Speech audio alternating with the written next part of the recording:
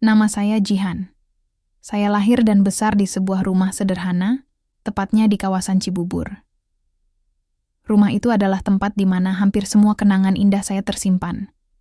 Dulu, sebelum semuanya berubah, rumah ini selalu penuh dengan tawa dan kehangatan. Ayah saya, Pak Yudo, adalah seorang pengusaha kecil yang menjalankan toko material bangunan di dekat rumah. Ia orang yang keras di luar, tetapi sangat lembut jika sudah bicara tentang keluarga. Ibu saya, Sonya, meninggal 4 tahun lalu karena serangan jantung mendadak. Kematian ibu adalah pukulan besar bagi kami berdua. Setelah itu, hanya ada aku dan ayah di rumah ini. Kami berdua mencoba melanjutkan hidup tanpa ibu. Rumah kami tidak terlalu besar, tapi cukup untuk 2 orang. Ada ruang tamu dengan sofa tua yang sudah lusuh, dapur kecil yang sering menjadi tempat favoritku saat membuat kopi di pagi hari, dan 2 kamar tidur, 1 untukku dan 1 lagi untuk ayah. Di halaman belakang, ada pohon mangga tua yang menemani masa kecilku. Kadang-kadang, aku masih duduk di bawah pohon itu, mengenang saat-saat ketika ibu mengajakku memetik buah bersama. Tapi sejak beberapa bulan terakhir, ada sesuatu yang berbeda di rumah ini. Semua dimulai ketika ayah membawa Bu Tuti ke dalam hidup kami. Aku pertama kali bertemu dengannya di sebuah acara ulang tahun teman ayah. Dia adalah seorang SPG, Sales Promotion Girl, yang bekerja di salah satu pusat perbelanjaan besar di Jakarta. Cantik, muda, dan memiliki senyum yang terlihat manis di permukaan. Awalnya, aku tidak merasakan apa-apa yang aneh. Ayahku memang sudah lama hidup sendiri setelah kepergian ibu, jadi wajar saja jika ia ingin punya pendamping baru. Namun, ada sesuatu di mata Bu Tuti yang membuatku tidak nyaman, sebuah kilatan ambisi yang samar-samar terlihat saat ia berbicara dengan ayah. Pada awalnya, hubungan mereka tampak baik-baik saja. Ayah lebih sering tersenyum, bahkan mulai keluar dari rutinitas monotonnya yang biasanya hanya berkutat di toko material. Namun, perlahan-lahan, aku mulai merasakan perubahan. Ayah mulai jarang berbicara denganku. Fokusnya sepertinya tertuju sepenuhnya pada Bu Tuti. Dan Bu Tuti, dia memiliki cara tersendiri untuk masuk ke dalam hidup kami. Pada awalnya, ia datang membawa kue atau makanan ringan sebagai hadiah untuk ayah. Lalu ia mulai ikut campur dalam urusan rumah tangga. Bahkan, ia mulai memberikan saran kepada ayah tentang bagaimana mengelola keuangan dan bisnisnya. Aku tidak bisa menyalahkan ayah karena mendengarkannya. Bu Tuti memang tampak seperti wanita yang cerdas dan bersemangat. Tapi ada sesuatu yang tidak benar tentang cara dia melakukan semuanya. Aku ingat suatu malam ketika aku sedang duduk di meja makan, menikmati secangkir teh hangat, Bu Tuti tiba-tiba datang dan duduk di sampingku. Ia tersenyum manis, tapi ada nada dingin dalam suaranya ketika ia berkata, "Jihan, kamu pasti senang kan kalau ayahmu lebih bahagia? Kamu harus lebih mendukungnya." Aku hanya mengangguk pelan, tapi dalam hati, aku merasa risih. Kata-katanya terdengar seperti peringatan halus, meski aku tidak tahu apa maksudnya. Sejak saat itu aku mulai memperhatikan lebih detail. Setiap kali Bu Tuti datang, ia selalu membawa dokumen-dokumen atau surat-surat yang ia tunjukkan kepada ayah. Mereka berdiskusi di ruang tamu dengan pintu tertutup. Ketika aku mencoba bertanya kepada ayah tentang apa yang mereka bicarakan, ia hanya tersenyum dan berkata, "Tidak ada yang perlu kamu khawatirkan, Nak. Hanya urusan bisnis biasa." Namun, aku tidak percaya. Ada sesuatu yang disembunyikan oleh Bu Tuti. Aku mencoba memperingatkan ayah, tapi ia hanya tertawa dan berkata, "Kamu terlalu banyak berpikir, Jihan. Tuti hanya ingin membantu kita." Membantu? Itu yang aku ragukan. Setiap kali aku melihat Bu Tuti tersenyum, aku merasa ada rahasia besar di balik senyum itu. Aku tahu aku harus waspada. Tapi sampai sejauh mana rahasia itu akan membawa kami? Hari-hari berlalu, tapi perasaan tidak nyaman di rumah semakin menguat. Aku mulai merasakan bahwa kehadiran Bu Tuti bukan sekadar pendamping ayah yang baru. Ada sesuatu yang lebih besar, sesuatu yang ia rencanakan tanpa aku sadari. Setiap kali aku mencoba mendekati ayah untuk membicarakan hal ini, ia tampak enggan dan selalu mengalihkan pembicaraan. Seperti ada tembok tak terlihat yang mulai memisahkan kami. Pada suatu pagi, aku sedang duduk di ruang tamu, membolak-balik koran sambil menyeruput kopi. Ayah berjalan melewatiku menuju dapur, tapi langkahnya terhenti saat Bu Tuti masuk dengan selembar dokumen di tangannya. Ia tersenyum manis, lalu berkata kepada ayah, "Pak Yudo, saya sudah menyiapkan ini. Tinggal tanda tangan saja ya." Aku langsung waspada. Dokumen apa lagi? Sejak beberapa minggu terakhir, aku sering melihat mereka berdua membahas dokumen-dokumen penting. Aku mencoba bertanya, "Ayah, dokumen apa itu?" Bu Tuti menjawab sebelum ayah sempat membuka mulut. "Oh, ini hanya soal administrasi toko, Jihan. Kamu tidak perlu khawatir." Senyumnya terlihat begitu santai, tapi matanya menyipit sedikit, seolah memberi peringatan halus agar aku tidak ikut campur. Aku menatap ayah, berharap ia akan menjelaskan. Namun ia hanya mengangguk pelan dan berkata, "Iya nak, ini urusan bisnis. Nanti ayah ceritakan kalau sudah selesai. Urusan bisnis, aku tidak bodoh. Ada banyak hal yang tidak dijelaskan di sini. Aku tidak bisa hanya diam dan membiarkan semuanya berjalan begitu saja." Malam itu, setelah Bu Tuti pulang, aku memutuskan untuk mencari tahu sendiri. Saat ayah tidur, aku diam-diam masuk ke ruang kerjanya.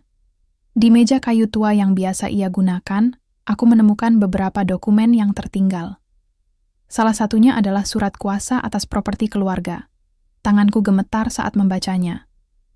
Surat itu memberikan wewenang penuh kepada Bu Tuti untuk mengurus semua aset keluarga jika terjadi sesuatu pada ayah. Tapi kenapa? Kenapa ayah harus memberikan kuasa seperti itu? Aku tidak bisa memahaminya. Aku mencoba mengingat-ingat kata-kata Bu Tuti. "Ini hanya urusan bisnis," katanya.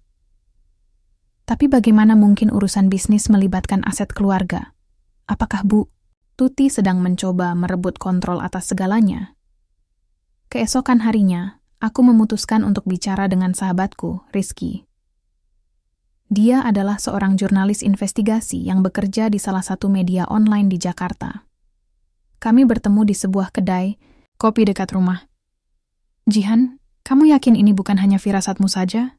tanya Rizky setelah aku menjelaskan semuanya. "Tidak, Rizky. Ada sesuatu yang aneh tentang Bu Tuti. Dia terlalu ambisius, dan caranya mendekati ayah terasa dipaksakan," jawabku. Rizky menatapku dengan ekspresi serius. "Kalau kamu curiga, jangan tinggalkan begitu saja. Kamu harus cari tahu lebih banyak. Mulailah dari hal-hal kecil. Misalnya, siapa sebenarnya Bu Tuti ini? Mungkin dia punya masa lalu yang bisa menjelaskan motivasinya." Saran Rizky membuatku berpikir, aku memang harus mencari tahu lebih banyak tentang Bu Tuti. Namun, saat aku pulang ke rumah, suasana di sana semakin tegang. Ayah mulai menunjukkan tanda-tanda lelah yang tidak biasa. Wajahnya tampak pucat, dan tubuhnya terlihat lebih ringkih dari biasanya. Ketika aku bertanya apakah ia baik-baik saja, ia hanya menggeleng dan berkata, "Ayah, hanya kelelahan nak. Jangan khawatir." Tapi aku tahu ada yang tidak beres. Beberapa hari kemudian, aku memperhatikan bahwa Bu Tuti sering memberikan obat-obatan kepada ayah. Katanya, itu untuk membantu ayah tidur lebih nyenyak. Aku mencoba mencari tahu jenis obat apa yang diberikannya, tapi aku tidak menemukan informasi apapun. Hanya ada botol-botol kecil tanpa label yang tergeletak di meja ruang tamu. Suatu malam, aku memutuskan untuk mengikuti Bu Tuti. Ia sering keluar rumah setelah makan malam, mengatakan bahwa ia ingin jalan-jalan untuk menghirup udara segar. Aku mengendap-endap di belakangnya, berusaha tidak ketahuan. Ia berjalan menuju taman dekat kompleks perumahan kami. Di sana, aku melihatnya berbicara dengan seorang pria misterius. Mereka berdiri di bawah lampu jalan, dan meski aku tidak bisa mendengar percakapan mereka, aku bisa melihat ekspresi serius Bu Tuti. Pria itu memberikan sesuatu kepadanya, sepertinya amplop coklat. Aku buru-buru kembali ke rumah, jantungku berdebar kencang. Siapa pria itu? Dan apa isi amplop tersebut? Pertanyaan-pertanyaan itu terus berputar di kepalaku. Aku tahu aku harus mencari tahu lebih banyak, tapi aku juga tahu risikonya. Apa yang sedang direncanakan Bu Tuti? Apakah ia benar-benar berniat merebut harta warisan ayah? Malam itu aku tidur dengan gelisah. Dalam mimpi, aku melihat ibuku, Sonya. Ia tersenyum padaku, lalu berkata, "Jihan, jagalah ayahmu. Jangan biarkan siapapun menyakitinya." Aku terbangun dengan keringat dingin. Kata-kata ibu terasa seperti peringatan. Aku tidak bisa hanya diam dan membiarkan semuanya berjalan begitu saja. Aku harus melindungi ayah, melindungi keluarga kami. Tapi bagaimana caranya? Minggu-minggu berikutnya adalah salah satu periode tersulit dalam hidupku. Aku merasa seperti sedang berjalan di atas lapangan ranjau, tidak tahu kapan ledakan akan terjadi. Ayah semakin lemah. Wajahnya yang dulu penuh energi kini tampak lesu, dan tubuhnya semakin kurus. Setiap kali aku mencoba bertanya apa yang sebenarnya terjadi, Bu Tuti selalu menghalangi. "Pak Yudo hanya kelelahan," katanya dengan nada manis. Tapi matanya dingin, seolah ia tahu sesuatu yang tidak ku ketahui. Aku mulai curiga bahwa obat-obatan yang diberikan Bu Tuti kepada ayah bukanlah obat biasa. Suatu malam saat mereka berdua sudah tidur, aku diam-diam menyelinap ke dapur. Tempat botol-botol kecil tanpa label itu sering ditinggalkan. Aku membuka salah satu botol dan mencium baunya. Bau asing itu membuatku bergidik. Apa ini? Racun? Atau sesuatu yang lebih halus, sesuatu yang perlahan-lahan melemahkan tubuh ayah? Keesokan harinya, aku memutuskan untuk membawa sampel obat itu ke laboratorium. Rizky membantuku dengan memberikan rekomendasi laboratorium swasta yang bisa bekerja cepat tanpa banyak pertanyaan. Aku harus mengetahui apa yang sedang terjadi.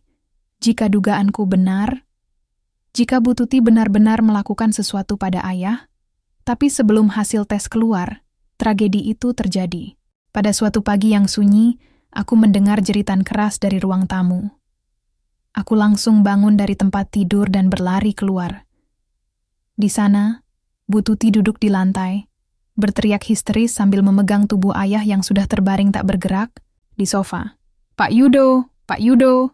Ia menangis sekeras-kerasnya, tapi ada sesuatu yang salah dengan tangisannya. Itu terdengar. Dibuat-buat, aku berlutut di samping ayah, memeriksa denyut nadinya. Tidak ada. Tubuhnya dingin, dan napasnya sudah berhenti. Dunia seolah runtuh di depan mataku. Ayahku meninggal begitu saja. Bagaimana mungkin? Kemarin ia masih berbicara denganku, meski dengan suara lemah.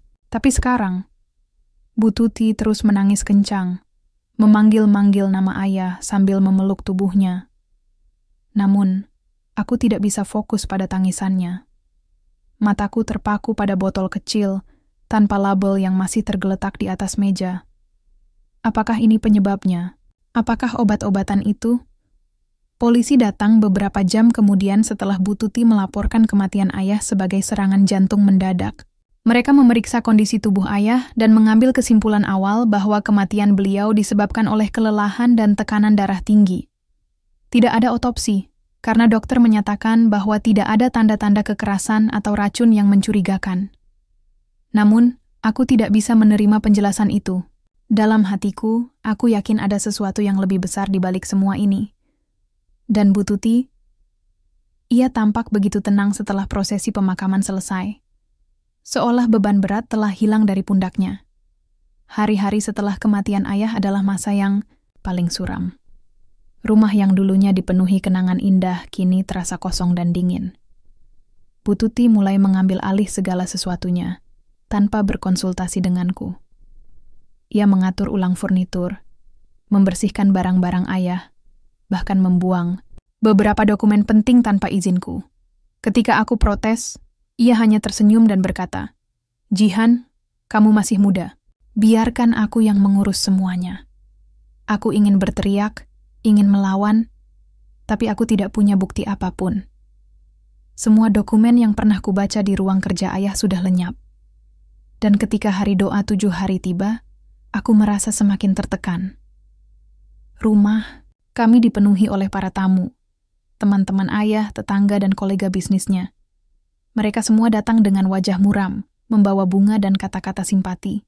Tapi di antara mereka, ada satu orang yang membuatku sangat tidak nyaman.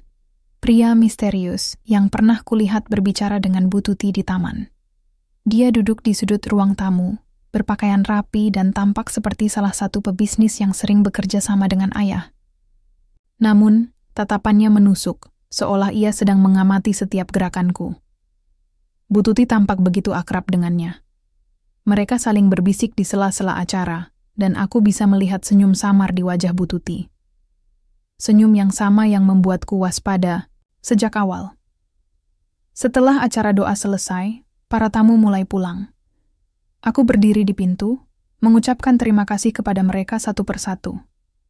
Saat itulah aku melihat Bu Tuti dan pria misterius itu berjalan menuju halaman belakang.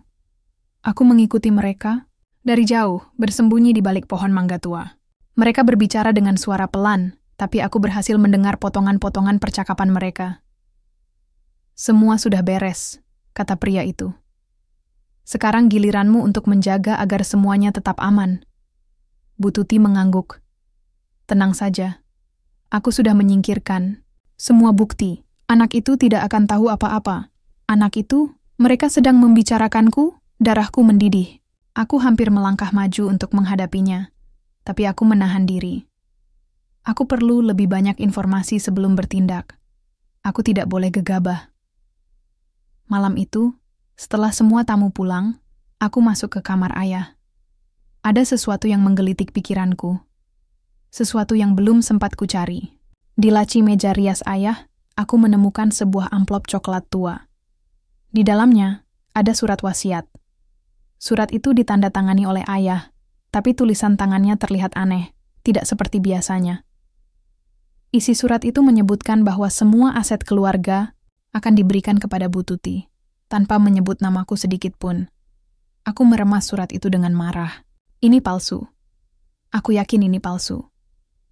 Tapi bagaimana cara membuktikannya? Dan siapa sebenarnya Bu Tuti ini? Apa hubungannya dengan pria misterius itu? Aku berjanji pada diri sendiri bahwa aku tidak akan membiarkan mereka lolos begitu saja. Apapun yang terjadi, aku akan membongkar kebenaran.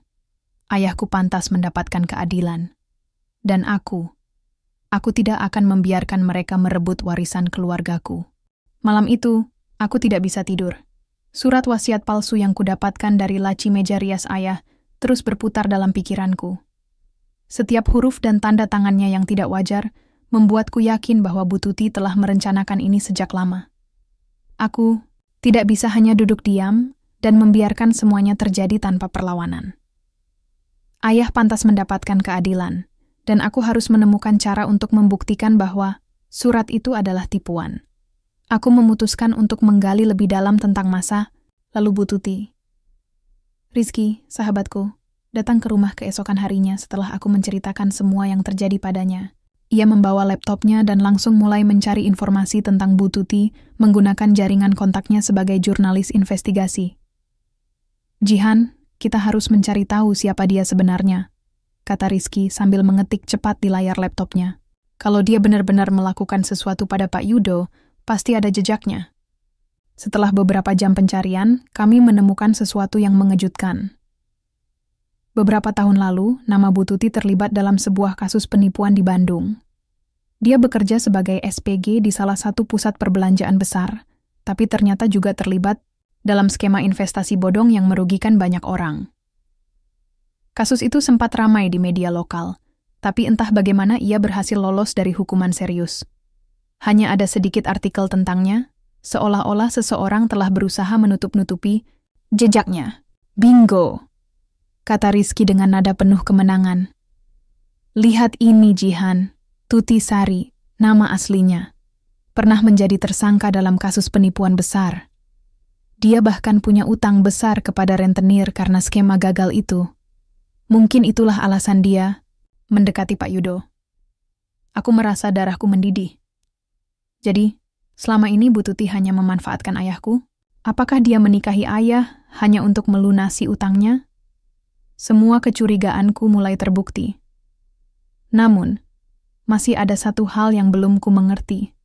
Siapa pria misterius itu? "Kita harus cari tahu tentang pria itu juga," kataku kepada Rizky. "Dia pasti terlibat dalam rencana Bu Tuti." Rizky mengangguk. Aku akan coba lacak rekaman CCTV di taman tempat kamu melihat mereka bicara. Mungkin ada sesuatu yang bisa kita temukan. Beberapa hari kemudian, Rizky berhasil mendapatkan rekaman CCTV dari area taman tersebut. Dalam rekaman itu, terlihat jelas Bu Tuti sedang berbicara dengan pria misterius itu. Wajah pria itu tertangkap kamera dengan cukup jelas. Kami segera mencocokkannya dengan basis data publik dan menemukan identitasnya. Hendra Wijaya, seorang mantan suami Bu Tuti yang diketahui memiliki hubungan dengan jaringan rentenir. Inilah alasannya, gumam Rizky. Hendra pasti adalah rentenir yang memberikan ultimatum kepada Bu Tuti. Mereka bekerja sama untuk merebut harta keluargamu. Semua teka-teki mulai terangkai. Bu Tuti mendekati ayah karena desakan dari Hendra. Mungkin ayah dijadikan target karena kekayaannya dan statusnya sebagai seorang duda. Tapi kenapa ayah harus meninggal? Apakah karena dia mulai curiga terhadap niat Bu Tuti? Aku memutuskan untuk mengunjungi dokter yang menangani ayahku sebelum meninggal. Dokter itu adalah teman lama ayah, jadi aku yakin dia akan bersedia membantu. Saat bertemu dengannya, aku menjelaskan semua yang terjadi dan menunjukkan sampel obat yang sudah kubawa ke laboratorium sebelumnya. Dokter, apakah obat-obatan ini bisa menyebabkan kematian? Tanyaku dengan nada tegang. Dokter itu mengamati botol-botol kecil itu dengan hati-hati, lalu berkata, ini adalah campuran obat penenang dan zat kimia lain yang bisa menyebabkan kerusakan organ secara perlahan jika dikonsumsi dalam dosis tinggi. Jika seseorang seperti Pak Yudo, yang sudah memiliki masalah kesehatan, mengonsumsinya terus-menerus, ya, itu bisa menyebabkan serangan jantung mendadak. Aku merasa tubuhku gemetar mendengar penjelasannya. Ayah dibunuh. Perlahan-lahan diracuni oleh orang yang ia percayai sepenuhnya. Pikiran itu membuatku marah sekaligus sedih. Aku harus membawa bukti ini ke polisi. Tapi aku tahu itu tidak cukup. Aku butuh sesuatu yang lebih kuat. Sesuatu yang bisa membongkar semua rencana licik Bu Tuti. Di malam hari, aku kembali ke ruang tamu dan duduk sendirian di sofa tua yang sering digunakan ayah. Mataku terpaku pada botol-botol kecil itu. Dalam hatiku, aku berjanji pada ayah bahwa aku akan menuntut keadilan untuknya. Tidak peduli apa yang terjadi, aku tidak akan membiarkan Bu Tuti lolos begitu saja. Namun, saat aku tenggelam dalam pikiranku, aku mendengar suara langkah kaki di belakangku. Aku berbalik dan melihat Bu Tuti berdiri di ambang pintu, memandangku dengan senyum dingin. Masih sibuk mencari-cari sesuatu, Jihan? Katanya dengan nada santai, tapi matanya menusuk seperti pisau. Aku menatapnya tanpa berkata apa-apa. Di momen itu, aku tahu bahwa perang antara aku dan Bu Tuti baru saja dimulai. Malam itu, setelah tatapan dingin Bu Tuti menyapaku di ruang tamu, aku merasakan udara di sekitarku menjadi lebih berat. Ia melangkah masuk dengan langkah yang tenang namun penuh keberanian, seolah-olah ia tahu bahwa aku tidak memiliki cukup bukti untuk menyerangnya secara langsung. Jihan, katanya dengan suara lembut, tapi ada nada mengancam dalam intonasinya. Kamu terlalu banyak berpikir belakangan ini. Kenapa tidak fokus saja pada masa depanmu? Ayahmu sudah meninggalkan semua yang dia miliki untuk kita. Aku menatapnya lurus-lurus, mencoba membaca apa yang ada di balik senyum palsunya. Untuk kita? Ulangku dengan nada sinis. Atau hanya untukmu? Bu Tuti tertawa kecil, tapi tawanya terdengar seperti duri menusuk telingaku. Kamu masih muda, Jihan. Masih polos. Lebih baik kamu percayakan semuanya padaku. Aku tahu apa yang terbaik untuk keluarga ini. Keluarga ini? Bagaimana mungkin dia bisa menyebut dirinya bagian dari keluarga kami? Kemarahanku hampir meledak, tapi aku menahan diri. Aku tahu aku harus tetap tenang. Aku tidak bisa membiarkan emosi membuatku ceroboh. Aku butuh rencana. Setelah Bu Tuti meninggalkan ruangan, aku kembali menyelidiki barang-barang ayah di kamarnya. Ada sesuatu yang belum kuperiksa. Sebuah kotak kayu tua yang selalu disimpan ayah di lemari pakaian. Kotak itu terkunci, tapi aku ingat ayah pernah menyimpan kunci cadangannya di bawah vas bunga di halaman belakang. Dengan hati-hati, Aku mengambil kunci itu dan membuka kotak tersebut. Di dalamnya, aku menemukan beberapa dokumen penting, termasuk salinan asli surat wasiat ayah. Surat ini sangat berbeda dari yang kudapatkan di meja rias. Dalam surat ini, ayah menyebutkan bahwa semua hartanya akan dibagi antara aku dan sebuah yayasan amal yang didirikan atas nama ibuku, Sonya. Nama Bu Tuti sama sekali tidak disebutkan. Aku merasa lega sekaligus marah. Lega karena aku akhirnya mendapatkan bukti kuat bahwa surat wasiat yang ditemukan di meja rias adalah palsu. Tapi kemarahan juga muncul karena Bu Tuti telah berani memalsukan surat wasiat ayah demi kepentingannya sendiri. Namun, penyelidikanku tidak berhenti di situ. Di bagian bawah kotak, aku menemukan sebuah amplop coklat kecil yang berisi rekaman audio. Ketika aku memutarnya, aku mendengar suara Bu Tuti sedang berbicara dengan Hendra, mantan suaminya yang juga rentenir itu. Mereka membicarakan rencana mereka secara detail.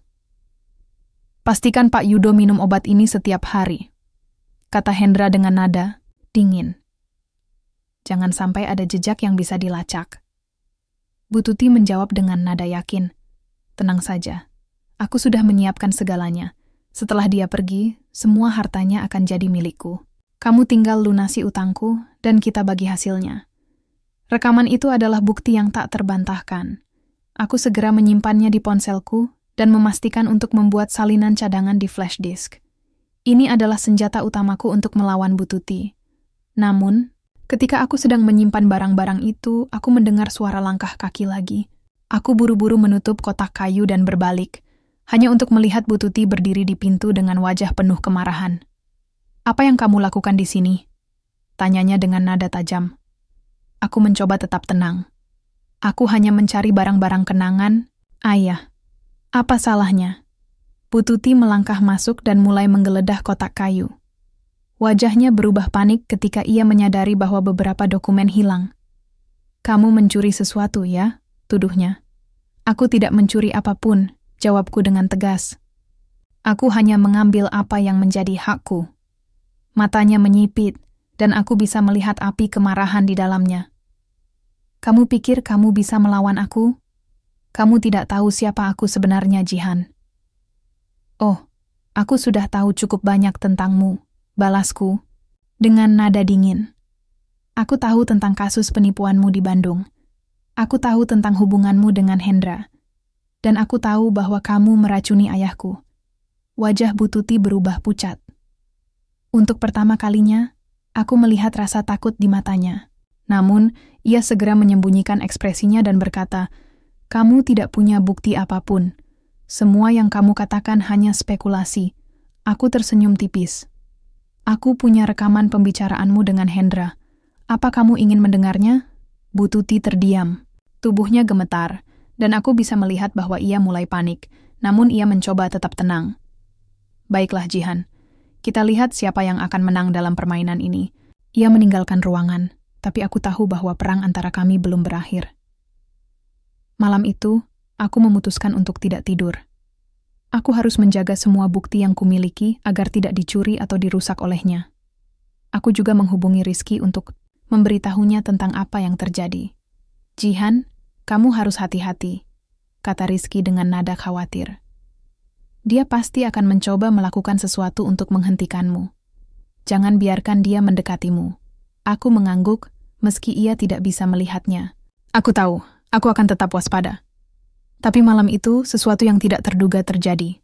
Saat aku sedang duduk di ruang tamu, memeriksa kembali semua dokumen dan rekaman, aku mendengar suara mobil berhenti di depan rumah.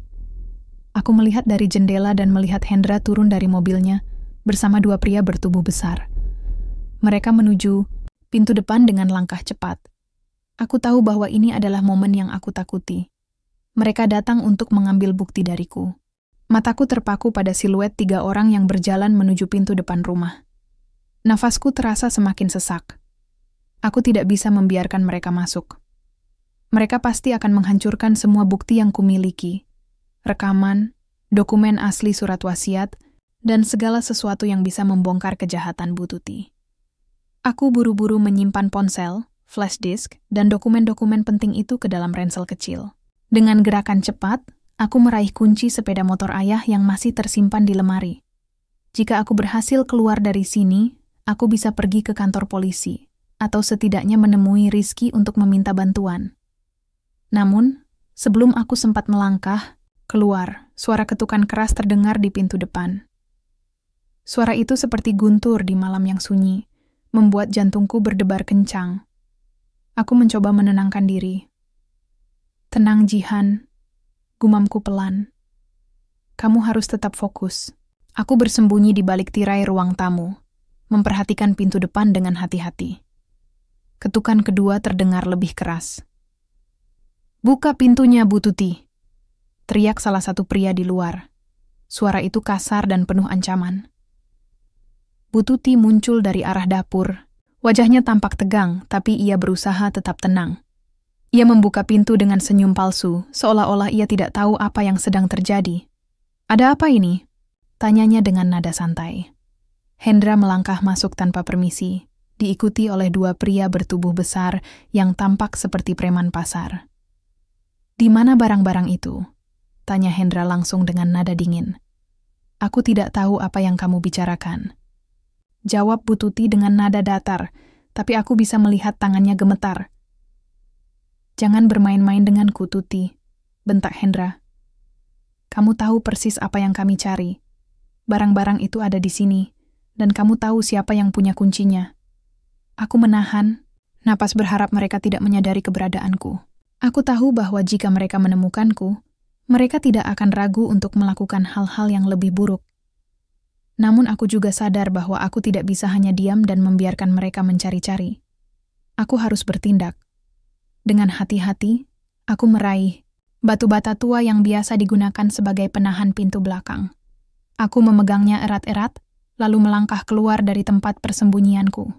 Berhenti mencari-cari, seruku dengan suara keras, membuat semua orang di ruang tamu menoleh ke arahku. Bu Tuti tampak kaget, sementara Hendra menyeringai dingin. "Ternyata kamu di sini," katanya dengan nada mengejek. "Kami sudah menunggu saat ini." Aku berdiri tegak, meskipun tubuhku gemetar. "Kalian tidak akan mendapatkan apapun dariku," kataku dengan nada tegas. "Semua bukti sudah kusimpan di tempat yang aman." Hendra tertawa keras. "Kamu pikir kami takut dengan ancamanmu? Serahkan semuanya, atau kami akan memastikan kamu tidak bisa mengganggu rencana kami lagi." Aku tahu bahwa aku tidak bisa melawan mereka secara fisik. Mereka terlalu banyak, dan aku hanya seorang diri. Namun, aku memiliki satu keuntungan. Aku tahu mereka tidak akan berani bertindak terlalu jauh selama ada kesempatan aku melarikan diri dan membongkar semuanya kepada polisi. Dengan cepat, aku melemparkan batu bata itu ke arah lampu gantung di ruang tamu. Lampu itu pecah, dan ruangan langsung menjadi gelap. Dalam kegelapan itu, aku berlari menuju pintu belakang, membuka kunci dengan cepat, dan melompat ke halaman. Langkah-langkah kaki terdengar mengejarku. "Kejar dia!" teriak Hendra dari dalam rumah. Aku berlari sekuat tenaga menuju garasi, membuka pintu dengan kunci yang sudah kusiapkan sebelumnya. Motor ayah masih ada di sana, tepat di tempatnya. Aku menyalakannya dengan cepat dan melaju keluar dari halaman rumah sebelum mereka sempat menangkapku. Angin malam berdesir di wajahku saat aku melaju di jalan sepi menuju pusat kota. Aku tahu aku tidak punya banyak waktu. Mereka pasti akan mengejarku, jadi aku harus segera bertemu dengan Rizky. Dia adalah satu-satunya orang yang bisa membantu sekarang. Setelah beberapa menit berkendara, aku sampai di apartemen Rizky. Aku mengetuk pintunya dengan keras, dan beberapa detik kemudian, ia membukanya dengan wajah khawatir. "Jihan, ada apa?" tanyanya saat melihat ekspresi panik di wajahku. "Mereka datang," kataku dengan napas tersengal. "Bu Tuti dan Hendra. Mereka mencoba merebut bukti dariku. Aku berhasil kabur, tapi mereka pasti akan mencariku." Rizky segera mengerti situasinya. Ia membawaku masuk dan mengunci pintu dengan rapat. "Kita harus cepat," katanya. "Apa semua bukti aman?"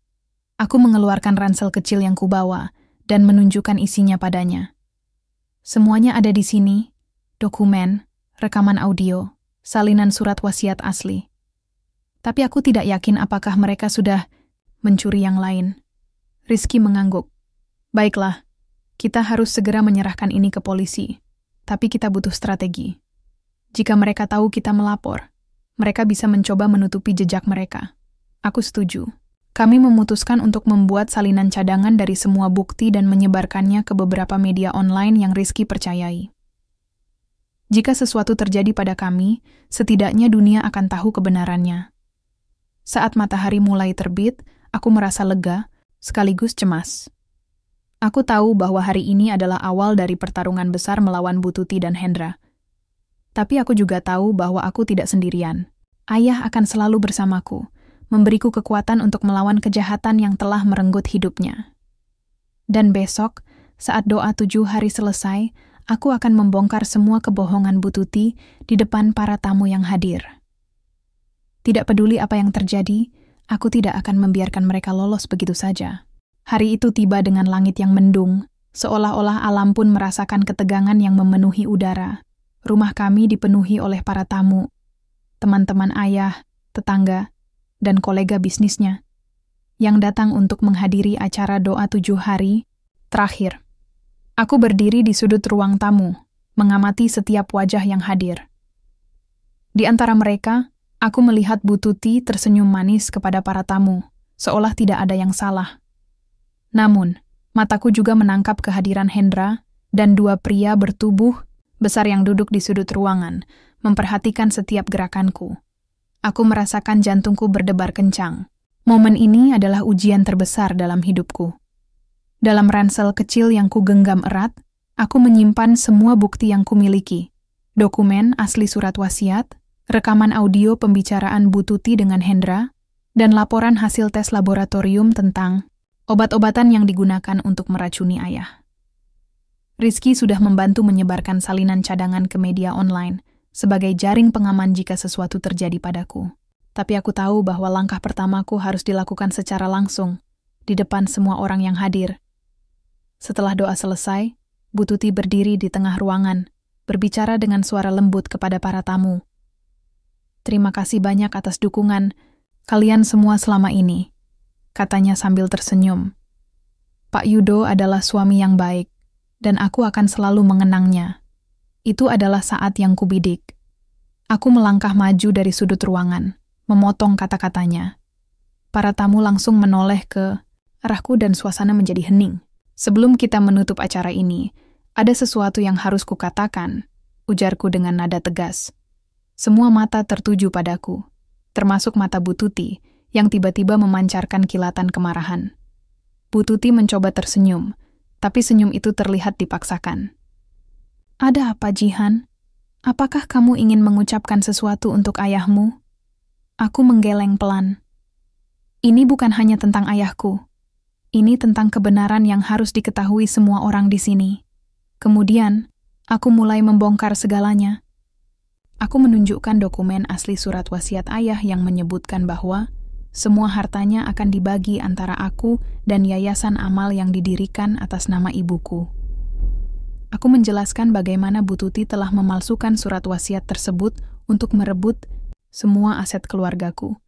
Mungkin kalian bertanya-tanya kenapa ayah meninggal begitu mendadak. Lanjutku dengan suara yang semakin mantap. Aku telah melakukan penyelidikan, dan ternyata ia diracuni perlahan-lahan oleh obat-obatan yang diberikan oleh Bu Tuti. Para tamu mulai berbisik-bisik, dan wajah Bu Tuti berubah pucat. Ia mencoba membela diri. Jihan, kamu tidak tahu apa yang kamu bicarakan. Kamu hanya stres karena kehilangan ayahmu. Namun aku tidak berhenti di situ. Aku mengeluarkan ponselku dan memainkan rekaman audio percakapan antara Bu Tuti dan Hendra. Suara mereka terdengar jelas di ruangan yang sunyi, membuat semua orang terkejut. Pastikan Pak Yudo minum obat ini setiap hari, kata suara Hendra dalam rekaman itu. Jangan sampai ada jejak yang bisa dilacak. Suara Bu Tuti terdengar santai namun dingin.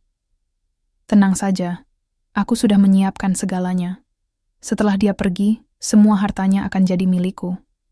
Kamu tinggal lunasi utangku, dan kita bagi hasilnya. Rekaman. Itu membuat para tamu terdiam. Beberapa dari mereka tampak marah, sementara yang lain terkejut.